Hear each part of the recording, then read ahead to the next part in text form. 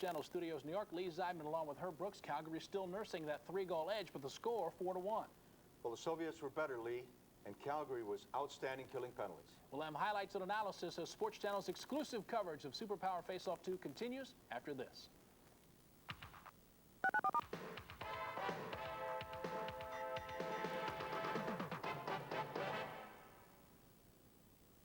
The Flames won the Stanley Cup because of their special teams, and they're dominating tonight for the same reason. Well, I guess if you go back to the stats from last year, and if you dissected Calgary's hockey club, and if you looked at all the factors that brought them a Stanley Cup, you'd have to look at their specialty teams.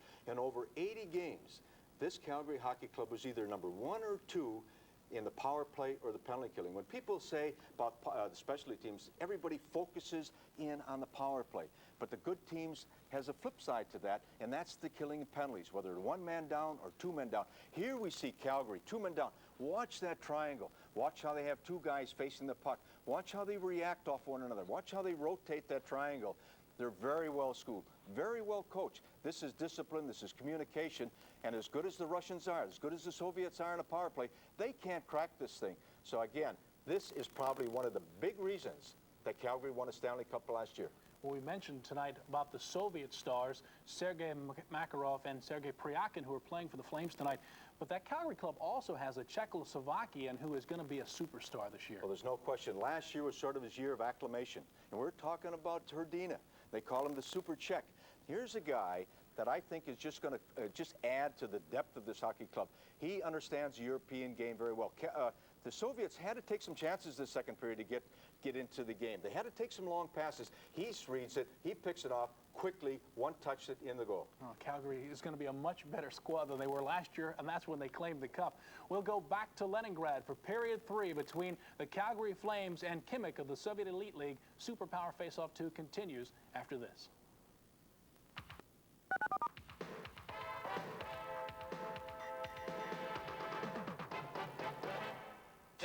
The Stanley Cup champion Calgary Flames and playoff MVP Al McGuinness represent Canada. Our reigning Patrick Division champion Capitals and hard-hitting defenseman Scott Stevens represent the United States. See the Caps and Flames score a goal for Glasnost when they take on the Soviets' top hockey teams in the Superpower Face-Off 2. The series begins September 14th and will be seen exclusively on Home Team Sports. Copyrighted telecast is presented by the authority of Sports Channel America and is intended for the private, non-commercial use of our audience. Any publication, reproduction, retransmission, or other use of the pictures, descriptions, and accounts of this event without the express written consent of Sports Channel America is prohibited. Welcome back to the Leningrad Sports and Concert Complex, the third period of this game, the first of 4 by the Calgary Flames. In their friendship tour of the Soviet Union, they lead by a score of 4-1, and they are playing short a man to start the third period. And they will be for another 3 minutes and 23 seconds as the result of a double minor picked up by Gary Roberts. Here's Patterson taking the shot, came in across the line, had it poked away from him. Joel Otto tried to get back into the play. Malgin has it. He drops it off to Vartalnov. Back to the point to Selyanin. Selyanin fakes the shot to Vartalnov. Back to the line to Selyanin. Over to the other side to Smirnov. Smirnov couldn't control it, and it's broken up by Colin Patterson and dumped down the ice. Well, the penalty killing by the Flames has been superb, and it usually is. Malgin in across the line, checked by Ranheim. And Ranheim, after Natras moved it to him, fires at the length of the ice. This is a 4-minute penalty, as Don mentioned. Roberts got the extra 2 for an unsportsmanlike penalty. And a great opportunity for Nimick to get back in the hockey game, which they have not been in for very many of the minutes that we've seen in periods 1 and 2. Calgary did an outstanding job of killing off a 2-man advantage that the Soviets enjoyed at the 7:09 mark of the period. Shot fired wide. Wansley comes out of the net to pounce on the loose puck at the side of the net. Still 1:50 remaining in the double minor to Gary Roberts. 4-1 Calgary leads. It was 3-0 for the Flames. After 20 minutes, each side scored a goal in the second period. Getting a look at Valimir Vasiliev, who stands in front of his players on the bench. unlike the North American coaches who stand behind. Tarasov used to say that the reason he stands in front of the bench and not behind, when he turns to talk to a player about something, he can talk to him eyeball to eyeball, and he thought that was a tremendous advantage rather than talking from behind. Terry Crisp's response was, I'm afraid one of my guys might take a mouthful of water and spray it on me. In Russia, I don't think Tarasov had the same fear for one reason or another. The Soviets on the power play. Yakovenko at the point, tried to get that return pass, broken up by Hrdina. Hrdina already has intercepted one pass by the Soviets and converted it into a goal. 1:24 left in that double minor. Toropchenko to Zalapukin. He was tied up, and it's fired down the ice by Hrdina as the Flames continue to excel in a penalty-killing capacity. Calgary leading by a score of 4-1. Berdashevsky in across the line. He stopped, and it's flipped down the ice again by Calgary. Too many fancy attempts to make a picturesque play by the Soviet team, and it ended up backfiring way more often than it's worked. Truckno couldn't do anything with it. Fired back into the Soviet zone. Yashin up on the right side. Too far for Berdashevsky. Just 29 seconds remaining in the double minor against Gary Roberts, and some of the fans at the Leningrad Sports Complex beginning to whistle and jeer, as they are wont to do in Europe when they are displeased with play. Yashkin managed to keep it in, fired it towards the net, but Truckno couldn't deflect it. Yashkin again keeps it in. Back to the line. Monaenkov has his weak shot stopped in front by Natras as Roberts steps out of the box. Ahead to Ranheim. Ranheim is checked by Monaenkov. So the Calgary Flames have killed off another power play, and the Soviets, trailing by a score of 4-1, come down to the Calgary line as we hit the 4-minute mark of this third period. Hunter has it poked away from him by Bartelnov. Now Malgin tried to duff it in, broken up by the Flames. Hrdina's pass intercepted in the center ice area by Smirnov. The Flames gain possession again. Natras ahead to Hunter. He banks it off the boards for Poplinski. He couldn't do anything with it. It's loose at center ice. Hunter gains control, has to wait for Hrdina to get back on side. Now Murzin flips it in. Hunter goes back to the net. The Soviet player falls in front of him. That's Smirnov down. Played up on the wing. But Strikov for Bartelnov, it's offside. Well, the Flames are a big, strong team, and where you might have thought that they would tire because they're so briefly into their training camp, that doesn't seem to be the case at all here tonight in Leningrad. There's one of our cameramen.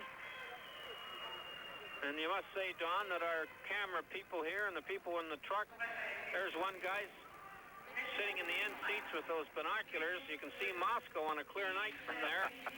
Have done a nice job here, and of course the language difficulty and the difficulty in adapting to the equipment as far as our group is concerned. I think everybody should be proud of what we're getting done here.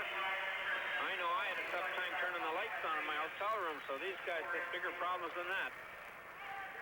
Soviet television providing us with the coverage of this friendship tour. Game 2 taking place on Saturday as the Calgary Flames play Sokol Kiev. Here's Tim Hunter with a shot off a leg. It goes to the far side, and the Soviets move it out into the neutral zone. Bartelnov, the younger of the two Bartelnov brothers, with one of his infrequent shifts in this hockey game. He flips it ahead to Oksuto, a long shot that was up high on Rick Wansley. He got a glove on it, knocked it down, and held it for a face-off. We played 5:22 of the third. Are here to make sure that the Soviets know that we think, from the National League side, that this is an important, meaningful, and obviously historic occasion here. Calgary being the first NHL team play a game in Soviet Russia. Rink wide pass for Roberts. He had trouble picking it up. Loose in center ice. Yashkin on the right side for Klemashov. Knocked away from him by Saber, and Roberts circles in his own zone. Zalapukin after him. Fired out into the center ice area. Klemashov tries again, looking for Zalapukin on the right side. Vasilev, the Soviet coach, has done some juggling of his lines in this third period, something you don't usually see from a Soviet team. Well, the lines that he started with may have been good up till this game, but they haven't done a lot, so he's like all coaches when it doesn't work.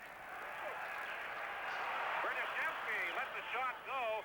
Wamsley got it up high. Berdashevsky came in for the rebound, but Wamsley knocked it away from him. Smirnov has to chase it down in the center ice area as we approach the 7-minute mark of the third period. Selyanin, who played with the Soviet national junior team in Hamilton in '86, gets it to Truckno. Truckno puts on the brakes, moving in. Still has it, doesn't shoot it. Yes, it does let it go, and by that time, Wamsley was able to cover up, but there's a penalty call coming up against the Canadian team. But again, Truckno had all sorts of time, and for those who follow the National Hockey League, or for that matter, almost any level of hockey in Canada, that puck would have been shot. Well, certainly he has the time. Look at him standing in front here. I don't know what he's waiting for. He's one-on-one on Wamsley, and Wamsley would not go down, and only falls when he's knocked down. The Flames will take a penalty because after watching 15 Truckno stand there, he was taken out from behind right here, and that checking from behind penalty was called. And sometimes coaches will tell you that if players get too long to think, they'll screw the play up, and Truckno is no exception as he fouled that one up in grand style. So Colin Patterson goes to the penalty box. That's 7:08 of this third period, a charging violation. Selyanin is back after it for Khimik. The first of the 4 teams the Flames are facing on their friendship tour of the Soviet Union. Natras had Berdashevsky all lined up as he was waiting for that lead pass at the blue line. I think he caught a glimpse of that red jersey just at the last minute. Yeah, he'd have been part of the woodwork here in this fine building had he not heard him, smelled him, or saw him at the last second. Yashin shoots it in. Natras back after it. Natras dumps it down the ice as the Flames continue to do an outstanding job of penalty killing. Recovering the loose pucks. Anytime the puck leaves the Soviet stick for any length of time and a Flame player battles a Soviet player for it, the red team seems to come up with it. Kartelnov with a shot. It's fired wide. Kartelnov has it again. Cuts out in front, tries to jam it on Wamsley, and he covers up. Borstikov was standing at the side of the net. 52 seconds remain in the penalty to Colin Patterson.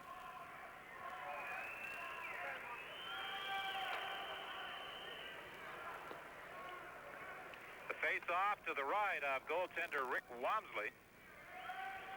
And here's the Soviet player taking the outside route on the Calgary defenseman, Natras, and getting around him nicely, but unable to cut in because of the great reach of Natras. And Wamsley, knowing that the Russian player was not likely going to be able to cut in, got away out at the top of the crease, and that chance wasn't as good as it looked, as I'm sure the Soviet player saw the net, none of the net.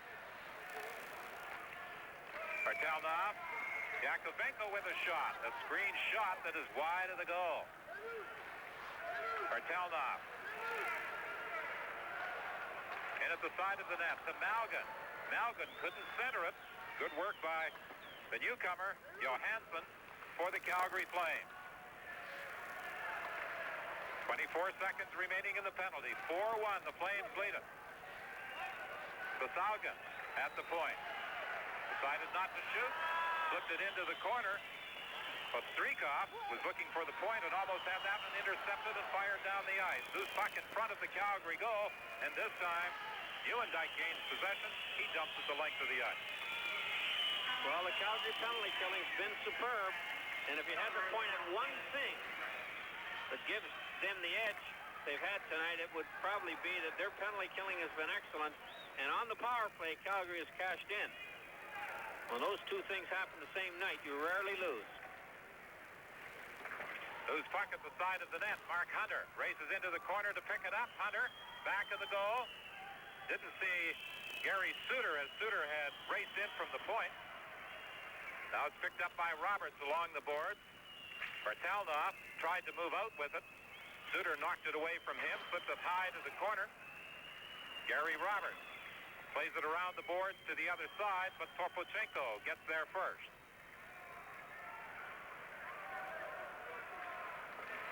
We're at the midpoint of period 3. Calgary leading 4-1. Now it's Torpochenko going after it again. He's tied up in the corner by Suter.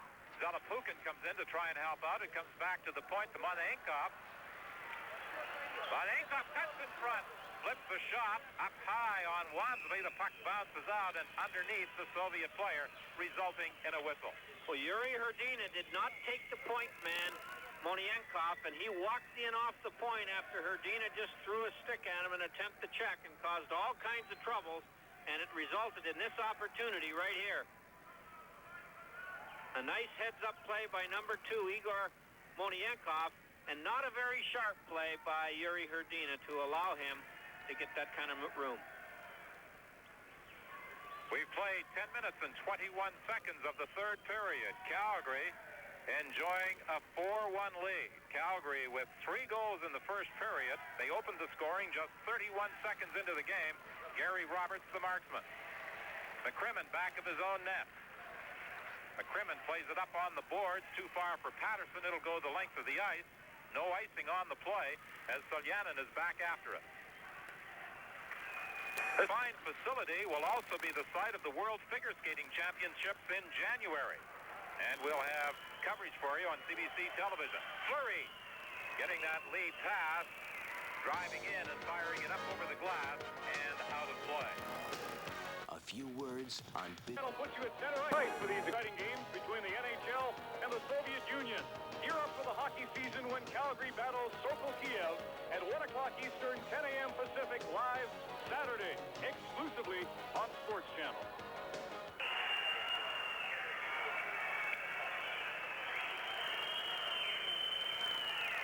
Two coaches walking back and forth at their respective benches.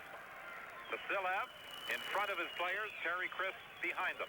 Larry saw a quick glimpse of Fleury's opportunity, was deflected by the Soviet defenseman up and over the net. And with all the penalties, especially the ones in the last 30 minutes to Calgary, the penalty-killing players for the Flames have seen almost all the action. And as a result, those who don't kill penalties have been sitting there watching a lot of this game. And it's a difficult thing at any time to come off the bench after you've been sitting 6, 7, 8 minutes or so and feel like you want to. It's really tough at this time of the year when you're not in the kind of shape you'd like to be in to start with. Well, Søren Fleury's last visit to the Soviet Union was a successful one. He was a member of the Canadian junior team that won the World Championship. And he'd like to make this trip a successful one with victories by the Calgary Flames. Berdichevsky with a backhand shot. Wansley dropped the net and then steered it to the side of the net. Yakovenko managed to keep it in. Picked up by Priakin. Priakin plays it around to Gary Suter. Lead pass. Fleury couldn't control it. In the center ice area. Truckno now comes in across the line. Truckno runs into a check, but gets it over to Berdichevsky, and he lets the shot go high and up over the glass. Well, that's the best save of the night by either goaltender, either of the 3 goaltenders. Wansley on a real hard slap shot from the 35 or 34 feet out makes a great stop. He didn't catch it, but he got that big glove hand in front of it and it went up over the glass. And that was the premier save of the game. And with about 8.5 minutes to go, that stop of what looked like a sure goal, I think will discourage even to a greater degree the Soviet team. Karov knocked down. in the Soviet zone, fired the length of the ice, and Walmsley races into the corner to play it away from Bartelnov. Roberts racing after it. Yashkin got there first. Voskresensk is checked in against the boards. Nieuwendyk now working from the corner. Back to the line. Sabarin with a long shot. Makarov was in front of the net. He had been knocked down by Monaenka. Sabarin managed to keep it in. Roberts took a swipe at it, but it's brought back out now by the Soviets. Three of them in across the line. A centering pass is deflected up against the glass. Makarov, rink-wide pass for Nieuwendyk. Nieuwendyk saw Smirnov coming up quickly and missed the check. Here's Makarov. Makarov slides it across in front of the net for Roberts. Just a little too far for him. He couldn't get his stick on it. We're at the 12:56 mark of the third period. Bartelnov, drop pass. Selyanin tied up by Makarov. Couldn't get a shot away. They take it in against the boards. Natras comes in to help out. So does Poplinski. Poplinski unable to move it out. Bartelnov sliding it into the slot area. The Soviet player is tied up. The puck goes loose in the corner. Voskresensk for Bartelnov. Bartelnov cross ice to Selyanin. A shot hit his skate. Poplinski can't get out. Voskresensk manages to keep it in. To Bartelnov. He takes the shot. It goes off a leg to the corner. Sabarin and Voskresensk bumping in the corner. Voskresensk goes down. And with the stoppage in play, the fans begin jeering. Well, that group of the Flames got caught out there for an awful long shift. And the Soviets wouldn't give up the puck. And they got a little tired. And here's going to be the end of it right here as Sabarin goes into the boards with the Soviet forward and then gives him an extra shot. And there we see two young Russian kids enjoying this game who I'm sure hope someday they'll be playing in one of these games here in Leningrad or elsewhere. Well, there has been a bit of a drop-off in youth hockey in the Soviet Union, and many critics say it's the result of years of domination by the Red Army team. Well, they've lost some great players to the National League and ought not to have the edge they've had in other years unless they've gone around and recruited all the good young ones to go to the Red Army. We'll see the Red Army next week. That's the last game the Flames will play, and that will be, I'm sure, the toughest one as far as the Russian part of this tour is concerned. One of the up-and-coming young stars of that Soviet team who didn't have permission to leave was Alexander McGillney, who was with Buffalo. They were counting on him to be one of the future greats in Soviet international hockey. Well, I went over on Sunday morning before we left and watched the morning session of the Sabres training camp, and McGillney looks like he's as talented as we thought he was.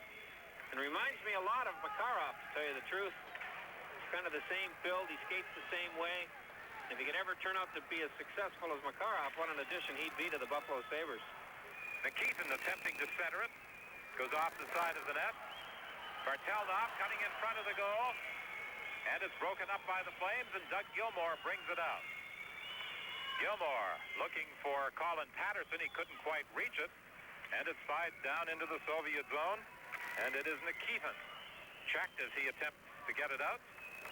Now, one of the things, Don, I've noticed about this Soviet team that I think is different from most others we've seen is we've seen some nice individual efforts, but as a team they haven't really played well, and usually it's the other way around. Zalapukin in across the line with Klemashov going for the net. But the puck doesn't get through, and now Theron Fleury gains control in his own zone for the Calgary Flames. Ahead to Hrdina. Hrdina to Ranheim. Ranheim for Hrdina. A quick shot off the side of the net. The Soviets fire down the ice. Zalapukin lets the shot go wide of the net, and this results in an offside call against him. If you enjoy getting away to Las Vegas, Atlantic City, Reno... He shoots! He scores! Lemieux. Vernon. Back up the wing, it comes to Tandy. Blast one! Oh, and that one snapped out of the air by Vernon. A blistering slap shot. the bone-crunching body checks, the joy of winning. Pocket picked by Murray. The shot. Hawks win. Hawks win. The National Hockey League returns to Sports Channel October 5th. 15:21. We've played in the third period. Again, we point out the time clocks here in the Soviet Union count up to 20 minutes rather than down to 20 minutes as we are accustomed to in North America. Well, we all leave Leningrad tomorrow to head to Kiev. The Flames practice in the morning and then leave for a game on Saturday, which will be live Saturday afternoon in Canada. Leningrad, a lovely city, old, a lot of canals, a nice river. And you know, there are no private homes in this city, all apartments. And I guess that's a feature of most Soviet cities. And this is one of over 4 million people, so it's not a little village by any means. Don and I went shopping yesterday. For some reason, I don't think those clothes we saw looked good on us. Do you? I think that one suit would look pretty good on you, Harry. I didn't want to get in the lineup for it. I thought there was a good movie there at that place. But the people here line up for clothing, for food, for utensils. Long lines we see in front of all the stores. There'd be a lot less shopping done if I was responsible for doing it. And one of the popular stops in town in the last 2 days was 60 degrees and sunny today, were the fruit stands. With Dana Merzen in the penalty box. Another power play opportunity. Zalapukin at the side. Time they convert that passing play, and it was Yashkin sneaking in from the point who put it up over top of Rick Walmsley. Colin Patterson forgot for a half a second to take a look over his shoulder when the puck was on the far side of the rink to see where that point man went. And when he found him, he was behind him. And the Soviet team have tried to set this play up all night. And finally, they get a chance.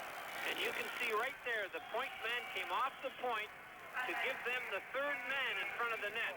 And Colin Patterson, who's an excellent penalty killer, forgot for a second. And when he looked up, it was too late on a well-planned goal by the Khimik team with just over 4 minutes left in this hockey game.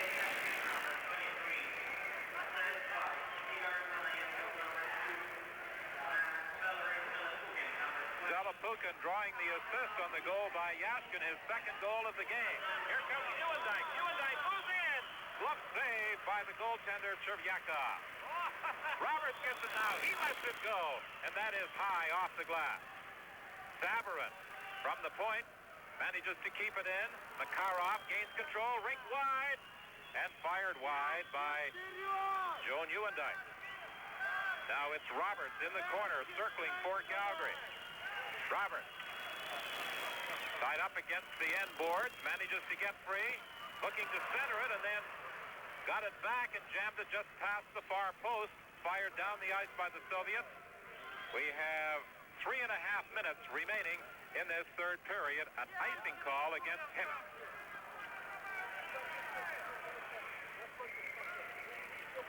Well, the play of the Calgary Flames seemed to be just a little more spirited following that second Soviet goal. They appeared to pick up the pace a little as both Roberts and Newendijk had scoring opportunities. And Calgary hasn't had a lot of scoring opportunities in the last half of this game. They've spent a lot of time killing penalties. And you get into a defensive frame of mind when you kill all those penalties. And then when you get into even strength situation, the whole team's been thinking prevent goals, not get them, that you can be lulled into a state where you just don't manufacture many chances. And that goal by the Khimik team reawakened the Calgary offense. There's an opportunity for Christian going in the low. He put the move on Watsky and then fired it wide.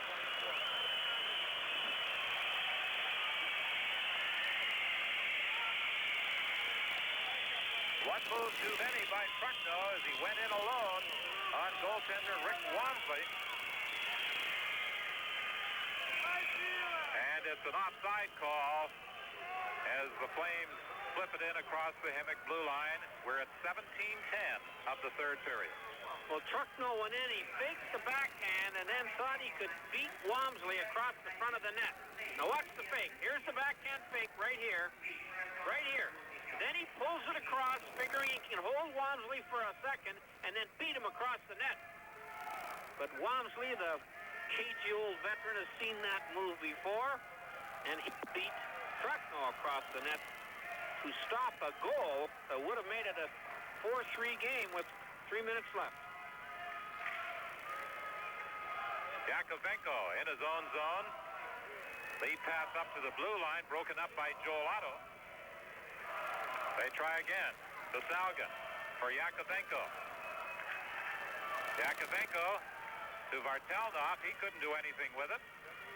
Malgin has it. Back into his own zone to Vesalgan. Over to Yakovenko. To Vesalgan. Vesalgan on the right side to Malgin. Malgin into the slot area. And the attempt at centering pass by Voskresensk broken up, but Crimmins comes in across the line looking for Poplinski. He was tied up by Yakovenko, and the puck goes loose along the board. 2 minutes remaining in the third period. Vartelnov trying to split the defense. Knocked off the puck by Al McInnes and Gary Suter. Gary Suter has it behind his own goal. Suter over on the right side for McInnes. Rink wide for Nieuwendyk, who was flying out of his own zone. He drops it off for Roberts to Makarov, and Makarov couldn't quite control it as he went cutting for the net. And the goaltender, Chervyakov, managed to grab it. But a nice passing play by the Flames. And the puck was rolling. And Makarov, by the time he slapped it and settled it down and got it flat on the ice, he was out of scoring position. Had that been a flat pass, we would have had a chance to see Makarov, the newest of Flames, put on one of his moves and score a goal. But no, sir, it didn't happen that time.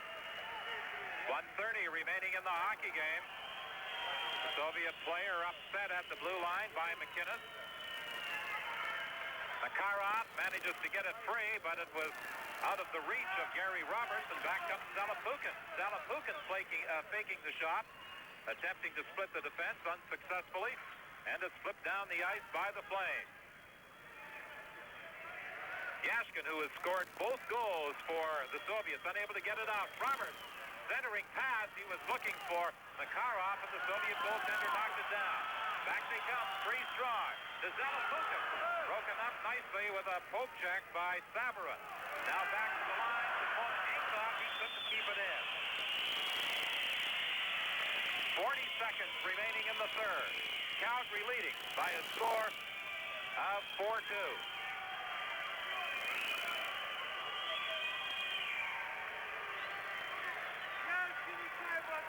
Now going back after it is Zalapukin.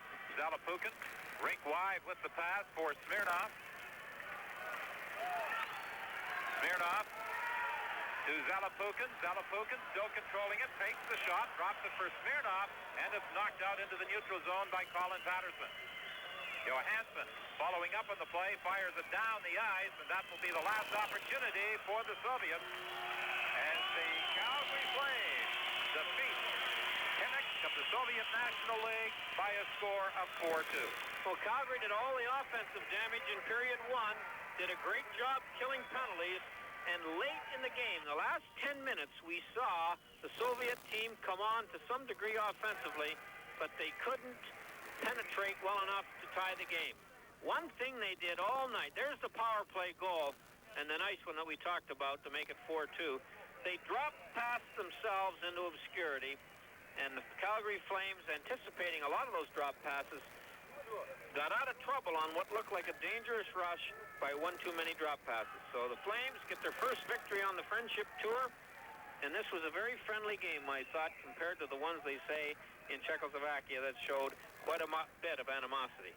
3-0 Calgary at the end of one, 4-1 Calgary after two, and Khimik scored the only goal of the third period for a final score of the Calgary Flames 4, Khimik 2. Welcome back to New York. Lee Zeidman along with Herb Brooks. Calgary takes game one of Superpower Face-Off Series number 2 with a 4-2 victory over Khimik. And Herb, you've got to respect the Soviet club. They came on very strong in the third period, but they got snuffed by a good goaltender. Yes, that's kind of discouraging when you're facing a good hockey club and they might be struggling in certain aspects of the game, and all of a sudden they reach back and they bring forth that goalkeeper. And Calgary's got two of them, Mike Vernon, Rick Wamsley. Here we see Wamsley, 4-1 game, coming up with a great save. He sees this in the National Hockey League a lot. People shooting off a pass. That could have made it 4-2. Now, with the Soviets on a power play, and look at Calgary killed off 8 straight. It's tough to do it against the Soviets time after time. The Soviet got behind a Calgary defender. Now it's a 4-2. You can't fault Wamsley on that one. But he was great in the third period, and here's where he was at his best. On a power play, or excuse me, on a lone break, he went out, and the little move there he made, Lee, to push off, get to that short side, get to the post. The Soviet player made a great move, Wamsley a better, and all of a sudden, this game that Calgary won 4-2, it could have been a tie game going into maybe overtime. Well, certainly Calgary picking off where it left off, or rather picking up where it left off and beating the Montreal Canadiens for the Stanley Cup. This Calgary club looks very, very strong, and we'll continue to see them in action against the best the Soviets have to offer as Sports Channel's exclusive coverage of the Superpower Face-Off Series continues. Thanks for joining us for Game 1. We're going to send you back to Leningrad for a final word after this. The National Hockey League, Notre Dame Sports, and the Pro Boxing Tour, only on the Sports Channel America.